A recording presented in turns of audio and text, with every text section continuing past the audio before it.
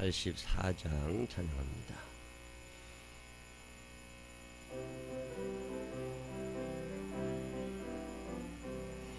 온 세상이 캄캄하여서 참 빛이 없었더니 그 빛나는 영광 나타나 온 세상 빛이었네. 영광 영광의 주, 영광 영광의 주, 밝은 그 빛 내게 빛이었네. 영광 영광의 주, 영광 영광의 주, 이 세상의 빛은 오직 주 예수님.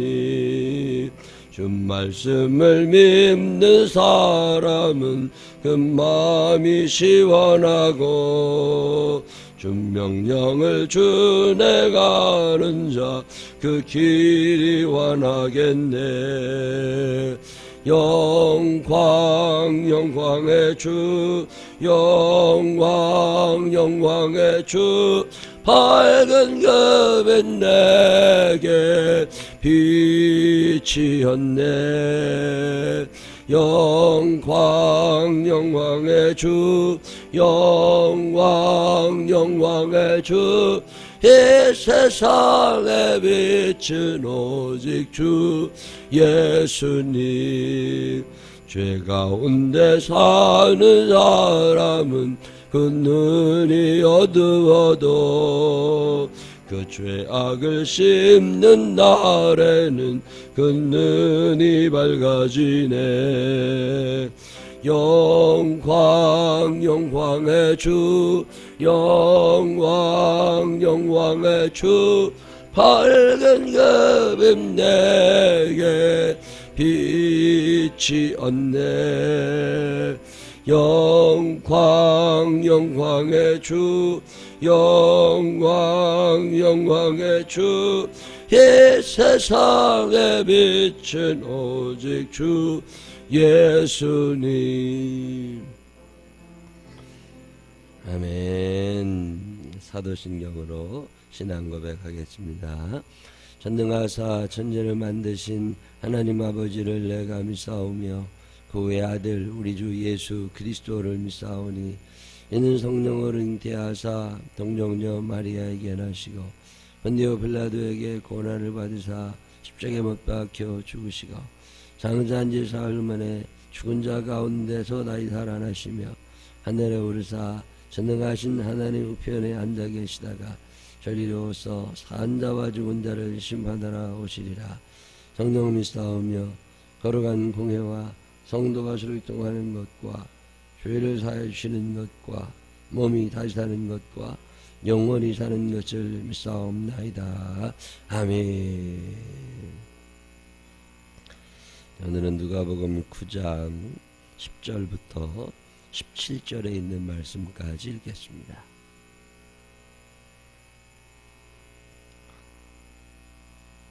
사도들이 돌아와 자기들이 행한 모든 것을 예수께 여쭈니 데리시고 따로 베세다라는 고을로 떠나가셨으나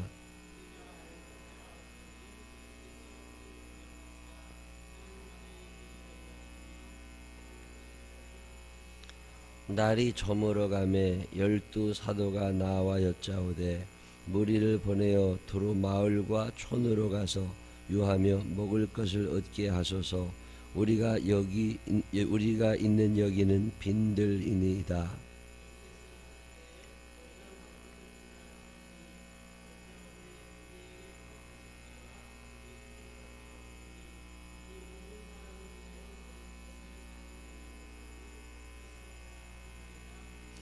이는 남자가 한 5,000명 됨이러라. 제자들에게 이르시되 때를 지어 한 50명씩 앉히라 하시니 예수께서 떡 5개와 물고기 2마리를 가지사 하늘을 우러러 축사하시고 떼어 제자들에게 주어 무리에게 나누어 주게 하시니 먹고 다 배불렀더라. 그 남은 조각을 12바구니에 거두니라. 아멘. 살아계신 하나님의 은혜가 우리 모두와 함께 하시기를 주님의 이름으로 축원합니다. 오늘 읽으신 누가복음 9장 10절로 17절에 있는 얘기는 그 유명한 오병이어의 기적 이야기죠. 마태복음, 마가복음, 누가복음, 요한복음 이 네 권의 책을 사복음서라 그래요. 마태라는 사람이 전한 예수님 이야기, 또는 마태라는 사람이 전한 예수님에 관한 설교, 뭐 이런 거죠. 예수님. 마가복음, 누가복음 같은 거고요.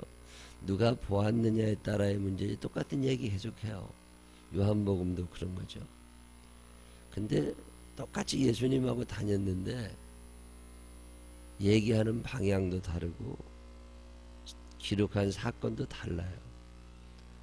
마태라는 사람은 이야기했는데 마가는 이야기 안 한 얘기도 있고, 누가라는 사람은 이야기했는데 마태라는 사람은 이야기 안 한 것도 있고, 뭐 근데 이 사복음서 전체에 다 나와 있는 기적 이야기는 요거 하나밖에 없어요. 오병이어의 기적이 그 당시 얼마나 충격적이고 그 당시 얼마나 많은 사람들에게 반응이 있었는지, 예수님에 관계된 3년 동안에 있었던 많은 이야기들 중에 이 마태복음, 마가복음, 누가복음, 요한복음에 다 적혀 있는 이야기는 딱 두 가지 있습니다. 하나는 그 옥합을 깨트린 여인의 이야기인가요? 나를 기념하라 하셨던 그 여인의 이야기, 그 향유를 붓고, 또 하나는 요 오병이어의 얘기. 그럼 이게 진짜냐 가짜냐? 진짜니까 있겠죠. 가짜면 있겠어요?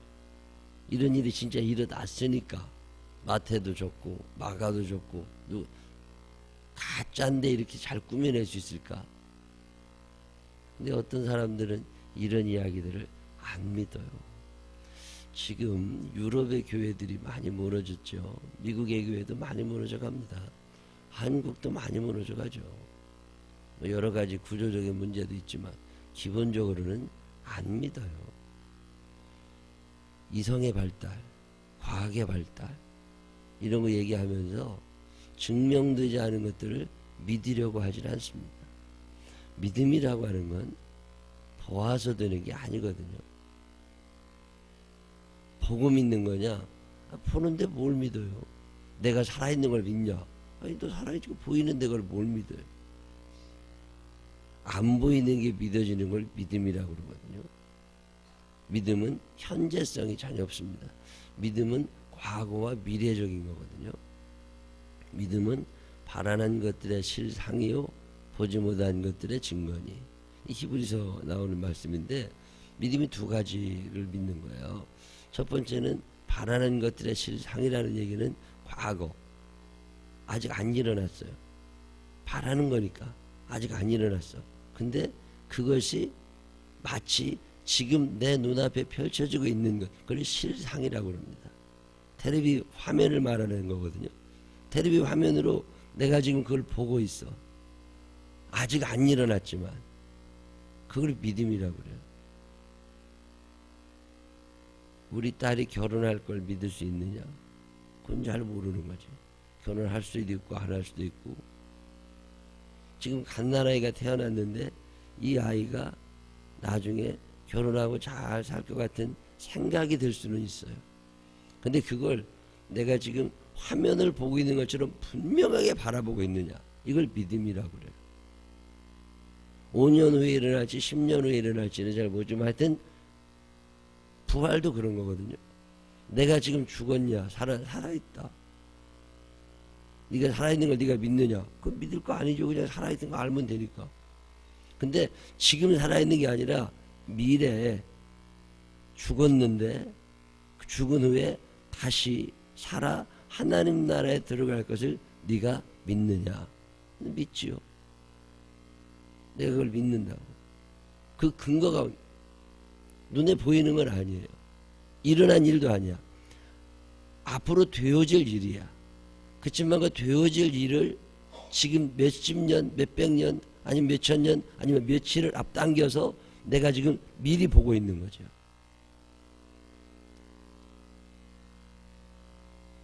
디즈니랜드라고 하는 데가 있죠. 미국에 가면 디즈니랜드.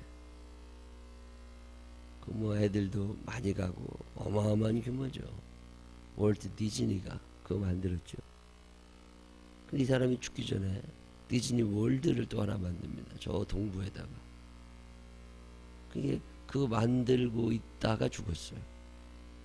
그게 다 끝나고 나서 이제 공사 다 끝나고 오픈 세레모니를 해야 되는데 오픈식을 할 때 축사를 맡은 사람이 와서 뭐라고 그러냐면 축사를 맡은 사람이 둘이 있는데 한 사람이 참 아쉽다. 디즈니 선생님이 살아있어서 이 모습을 보았으면 참 좋았을 것을 보지 못하고 죽어서 너무 아쉽다. 두 번째 축사하러 나온 사람이 뭐라고 그러느냐면 아까 얘기한 그 선생님 말은 조금 틀렸다. 그러면서 우리는 지금 이 디즈니 월드를 바라보고 있지만 돌아가신 그 양반은 미리 이것을 바라보고 있었다. 믿음이라고 하는 것은 미래를 앞당기는 거예요. 그거를 믿음이라고 해요. 지금은 아직 일어나지 않았지만 앞으로 그런 일이 일어날 것이다 라고 하는 어떤 추측, 가능성, 이것을 단순히 추측이나 가능성으로 두는 게 아니라 내가 지금 텔레비를 보고 눈으로 보고 있는 것처럼 확실하게 받아들이는 거. 그걸 믿음이라고 그래요. 부부가 결혼을 한단 말이에요. 그럼 잘 살 거냐? 어떻게 하다 보면 되겠지. 이건 믿음이 아니죠. 하나님이 우리와 함께 하시기에 우리는 앞으로 잘 살게 될 것이라는 게 믿어지느냐 말이죠. 이걸 믿음이라고. 그러면 미래가 현재로 앞당겨지는 이 기적 같은 이야기들은 근거가 있느냐는 거죠. 근거 있죠. 분명한 근거를 가지고 있어야 됩니다. 그 근거가 뭐냐면 과거에 이루신 하나님의 섭리라는 거예요. 과거에 하나님이 이런 일을 하셨기 때문에 미래에도 이런 일을 하실 것이다. 아브라함이라는 사람을 인도해내셨기 때문에 그 아브라함을 어마어마한 믿음의 조상으로 만드신 하나님이시기 때문에 그 하나님은 나를 미래에 이렇게 만들어내실 것이다. 이 근거, 법적인 근거, 그게 성경 속에 있다.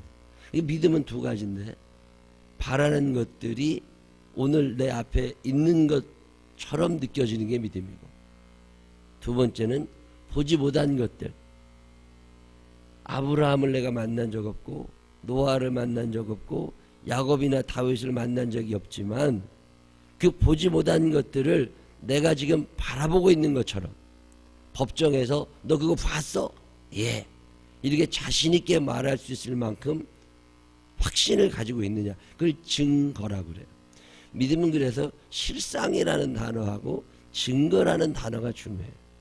실상은 미래가 현재로 땡겨지는 거고 증거는 과거가 현재로 땡겨지는 거예요. 예수님이 십자가에 달려 돌아가신 걸 네가 봤냐? 못 봤죠. 눈으로 본 적은 없어. 근데 예수님이 십자가에 달려 돌아가신 것이 내 눈앞에 현실로 느껴지는 거. 그게 믿어지는 거. 그걸 믿음이라고. 예수님이 부활하셨다는 걸 네가 봤냐? 못 봤죠. 그렇지만 예수님이 부활하신 것이 내게 믿음으로 다가오면 이게 내 눈앞에서 펼쳐집니다. 그것을 증거라고 그래요. 얼마나 확실하냐면 법정에서 판사가 네가 그거 봤어? 예, 제가 목격했습니다. 이렇게 이야기할 만큼 확실한 자신감, 신념, 이 확신, 이것을 믿음이라고. 뭐 이거 보여야 되는 거 아니냐. 보이는데 뭘 믿어요? 보는 거 그냥 보면 되지. 보는 건 믿을 일이 없어요. 본 거니까. 이 동양 사람들이요, 백문이불여일견이라는 말 있잖아요. 한 번 보는 게 낫다, 100번 듣는 것보다. 그거는 동양적 사고거든요. 우리는 의심 속에서 봐야 믿거든. 근데 보는 것도 가짜가 얼마나 많아요. 들은 이야기가 다 진짜가 아닙니다. 분명히 들었지만 그 사람이 나를 속이는 수도 있거든. 보이스 피싱에 넘어가는 사람이 1년이면 어마어마하죠. 그 사람들의 집단이 뭐 수십 개 수백 개 될걸요. 근데 그 사람들 집단 하나하나마다 수십억씩 버니까 1년이면 그 수입 괜찮다고 그러더라고. 잘 속아 넘어간대요. 저남은 안 속을 것 같죠. 후딱 넘어갑니다. 돈 보내라면 예 그리고 최면에 걸린 것처럼. 내가 듣는 이야기가 진짜가 아니라니까. 믿음이라고 하는 건 현재 아니라 미래가 현재로, 과거가 현재로 느껴지는 걸 믿음이라고 해요. 과거에 있었던 어떤 이야기가 믿어지는 사람은 그 이야기가 오늘 내게 일어나고 있다고 믿어지고, 그래서 오늘 내게 일어나고 있는 이 일은 미래에도 또 일어난다고 믿어지고, 그래서 믿음이라고 하는 건 과거와 현재와 미래가 하나가 되는 사건을 믿음이라고 해요. 근데 이런 믿음 있는 사람을 보겠느냐? 예수님이 그러시잖아요. 그래서 그런 사람은 없을 거다. 오병이의 기적은요, 누가복음은 이렇게 짧게 나오는데 제일 자세하게 적고 있는 게 요한복음이에요. 요한복음 6장에 이 이야기가 나오거든요.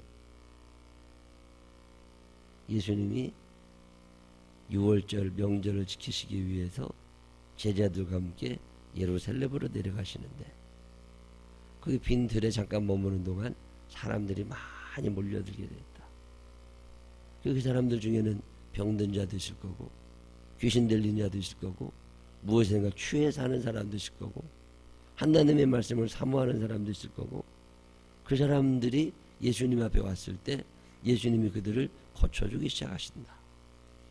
그 사람들이 점점 소문을 내면서 많은 사람이 몰려오게 됐고, 예수님은 열심히 말씀 전하시고, 또 어떤 사람은 구경하고, 거기서 어쨌든 기적이 일어나고, 그러다 보니까 시간이 너무 많이 흘러서 날이 저물어 가게 됐다. 날이 저물어 가고 빈 들에서 배가 고파진 거죠. 그러면 그냥 가면 돼요. 근데 여기서 예수님이 제자들에게 물으십니다. 이거 어떻게 해결해야 되는 거 아니냐? 예수 믿는 사람들은요, 스쳐 지나가면 안 됩니다. 예수 믿는 사람들은 무언가 책임을 지려고 하는 이 책임적 자세가 반드시 필요합니다. 어떤 사건이 일어나고 어떤 일이 생겼을 때 지가 알아서 하겠지.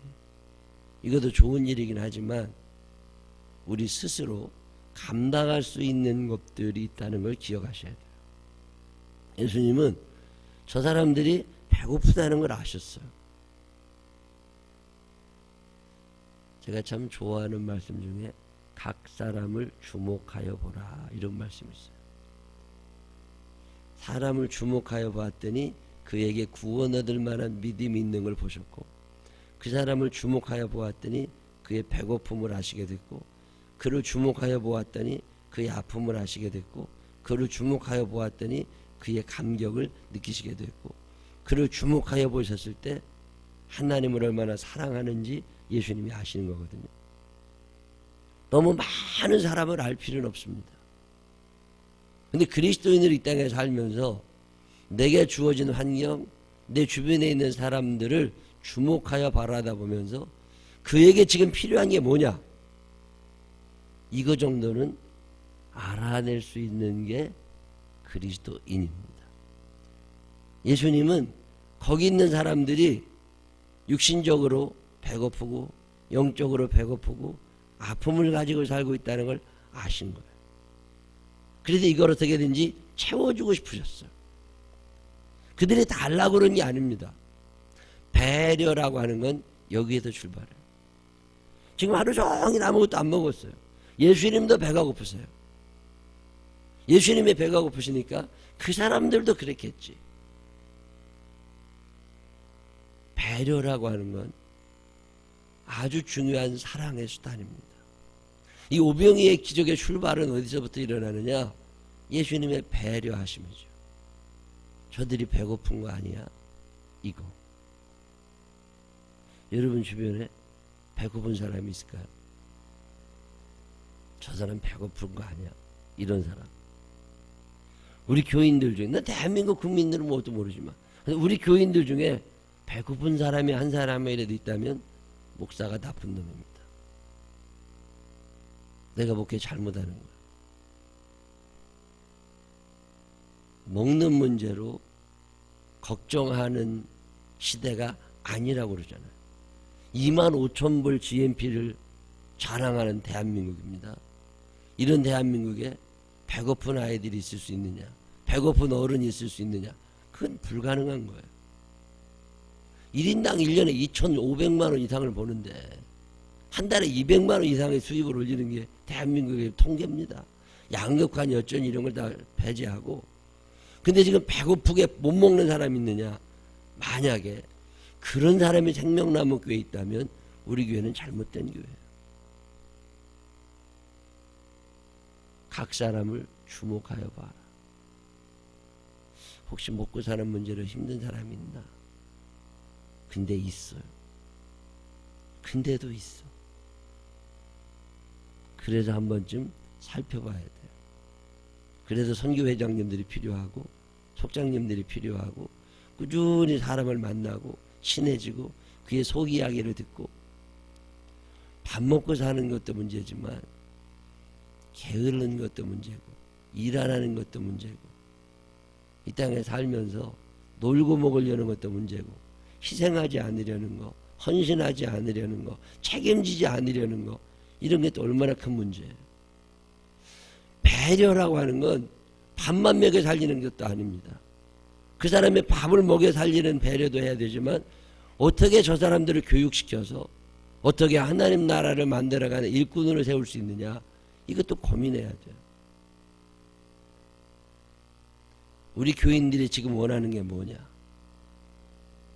혹시 그게 하나님의 뜻에 맞느냐 틀리냐? 이걸 하나님의 뜻에 맞게 만들려면 어떻게 해야 되느냐? 세상이 원하는 대로만 다 가면 안 되는 거거든요. 교회가 배려해 줄 수 있는 것, 그들이 죄 가운데 거하지 아니하도록 우리가 어떻게 배려해 줄 거냐? 하나님 나라에 가서 큰 상급을 받도록 어떻게 해 줄 거냐? 이것도 고민해야 되는 거죠.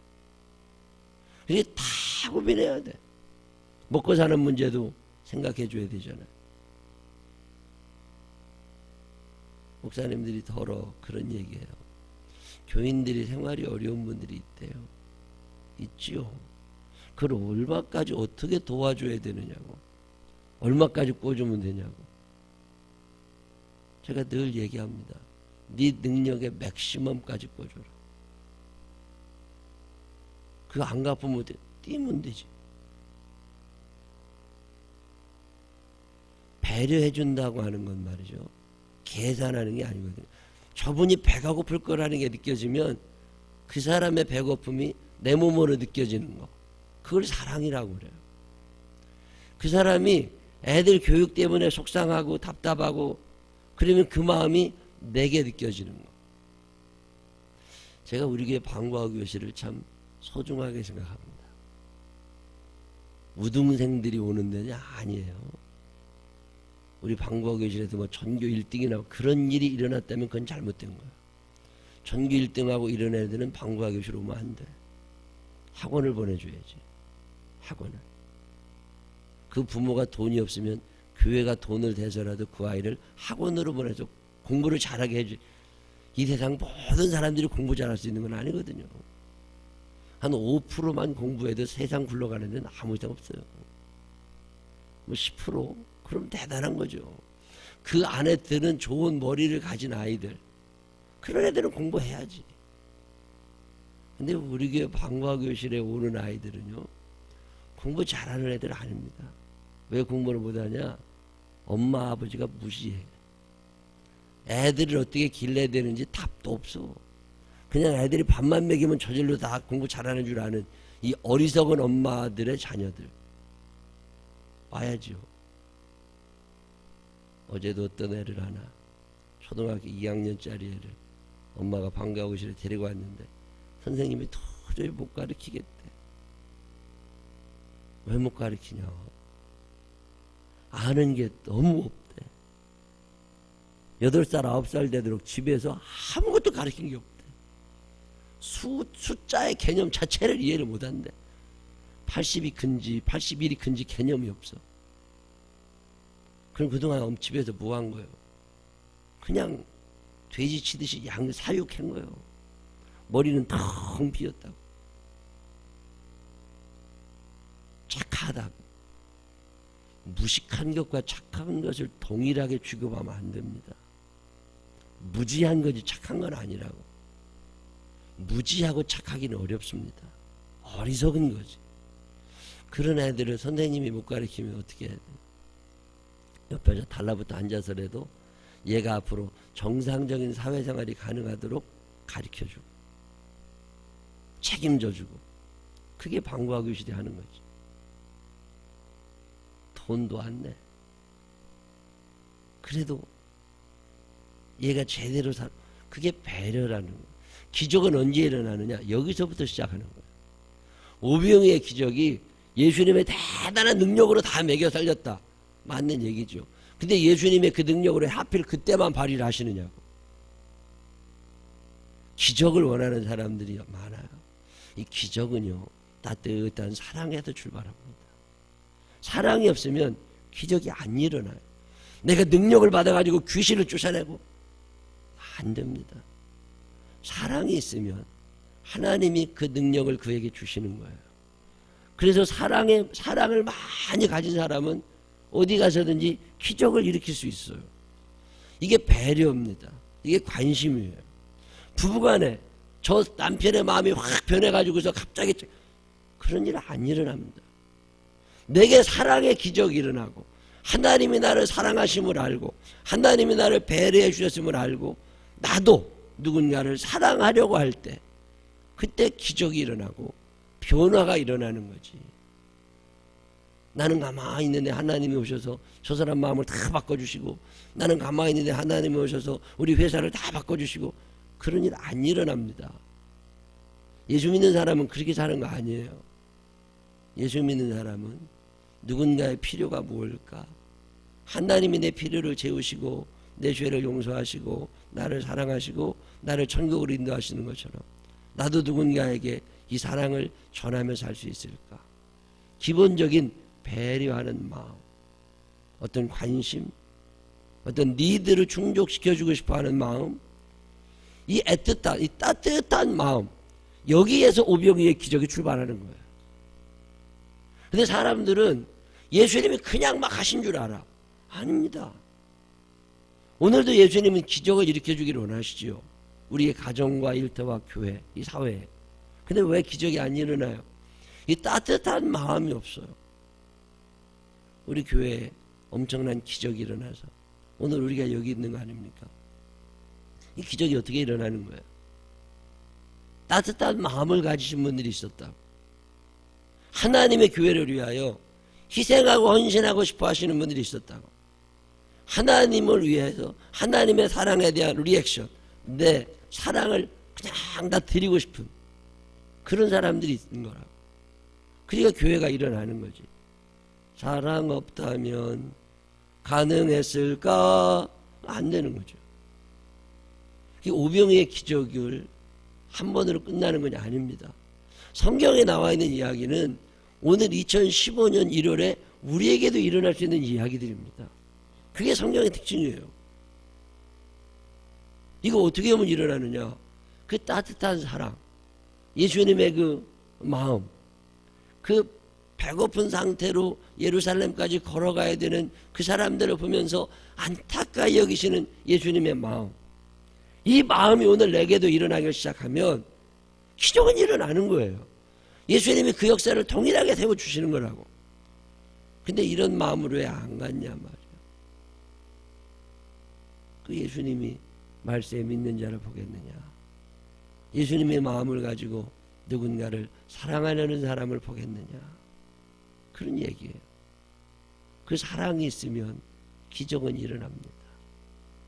그래서 성령의 열매 중에 최고 첫 번째 열매가 사랑인 거고, 성령의 은사 중에 제일 큰 은사가 사랑인 거고, 기적을 일으키는 원동력은 사랑에서 출발합니다. 오늘 성경은 우리에게 이거 얘기하는 거예요.